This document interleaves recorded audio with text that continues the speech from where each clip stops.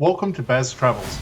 After driving 14,826 kilometers through 24 states and Washington, D.C., I've seen rocket launches to the Grand Canyon and Hoover Dam. I've explored Route 66, ghost towns, deserts, snow, and beaches on both coasts.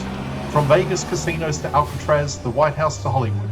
Join me for a journey of the ordinary and the extraordinary. Loading destination.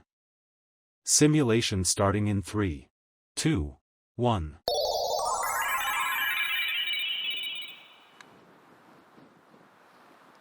To look around, move your phone or tablet.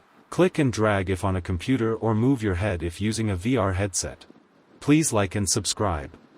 This wide open plain feels unfinished. Flat ground stretches out in every direction, broken only by dark volcanic material scattered across the surface. There's no dramatic peak here, no obvious crater, just space, scale, and silence. This is the first impression of the volcanic landscape. It doesn't announce itself, it waits for you to notice the detail. The ground tells the story slowly. The soil is dark, coarse, and uneven, formed from layers of ash and fragmented lava that settled here centuries ago.